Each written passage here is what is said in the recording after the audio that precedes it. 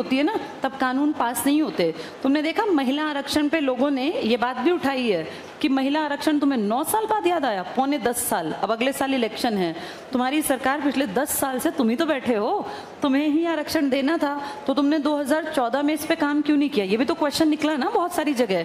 और जब देश में तुम्हारी सरकार, राष्ट्रपति तुम्हारा, सीएम लगभग आधे से ज्यादा तुम्हारे, पीएम तुम्हारा, उपराष्ट्रपति तुम्हारा, लोकसभा तुम्हारी बहुमत में, राज्यसभा तुम्हारी, ज्यादातर विधानसभा तुम्हारी, तो तुमने क्यों अटकाया?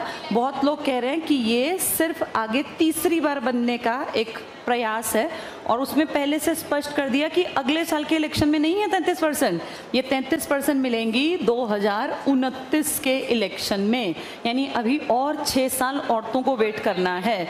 इनकी सरकार आए ना आए, 29 में तो अगले इलेक्शन होंगे ना बेटा, 24 के बाद अगले कब होंगे? 29 में। तो ये अब कह रहे हैं कि देखो हमने कितना भला कर दिया तुम औरतों का, तुम्हें 33% सीटें दे दी, लेकिन अभी नहीं देंगे। कब देंगे? 2029, मतलब 24 में एक बार फिर लाओ, फिर इसके ऊपर हम कार्यवाही करेंगे, तब 29 में। ये ठीक ऐसे ही है जैसे 2019 में जब इलेक्शन आने वाले थे इनके दूसरे, तब इन्होंने लोकपाल को पास किया था, तब इन्होंने लोकपाल बनाया था कि भैया देखो हम तो काम कर रहे हैं। अब ऐसे ही महिलाओं का आरक्षण है। ये बात मुझे ज़्यादा ठीक लगी कि अगर आरक्षण देना है तो अगले इलेक्शन आ गए, उसी में दे दो ना आरक्षण, 5-6 साल में और क्या खास करना है? उसमें दे के ये प्रूव करो कि तुम ये एक चुनावी मुद्दा नहीं बस दिखा रहे हो, तुम सच में आरक्षण देना चाहते हो। औरतें तो पूरी तैयार बैठी हैं, भैया सीट दो हम तो आके बैठ जाएंगे। वो नहीं बेटा, उम्मीद नहीं है। अब बहुत बेइज्जती हो जाएगी तो दे देंगे, जब जगह जगह से आवाज़ें उठेंगी कि ये एक्टिंग कर रहे हैं, ये है, पर इतनी जल्दी ये चीज़ें होती नहीं हैं। वैसे हाँ, ये अच्छा मुद्दा है और इसे बहुत सालों से बहस की ज़रूरत थी कि भैया औरतों को तुमने अगर लोकल गवर्नमेंट में दे रखी है 33% सीटें, तो क्यों नहीं लोकसभा राज्यसभा में? लोकसभा में मेनली, लोकसभा में मिलने का एक पॉजिटिव पॉइंट है कि औरतें आ जाएंगी। लेकिन बेटा तुम ध्यान से देखोगे ना, जहाँ तुम बैठे हो अगर वहाँ कोई एमएलए औरत है तो तुम्हें पता है कि असलियत में वो औरत नहीं काम कर रही है, उसके पतिदेव काम कर रहे हैं।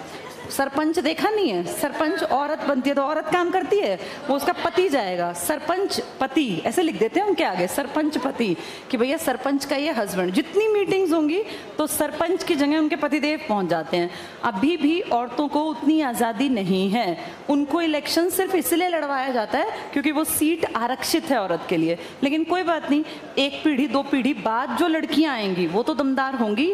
शुरुआत में तो हर चीज़ ऐसी ही दिखती है, इनकी अगली पीढ़ी जो होगी ना वो ठीक होगी, वो अपने पति को कहेगी तू पीछे हो, मैं हूँ एमपी, मैं ही डिसीजन लूंगी, तो फर्क आ जाएगा। अभी पहली पीढ़ी है तो ठीक है, चलने दो, चलो कल पढ़ेंगे इसको।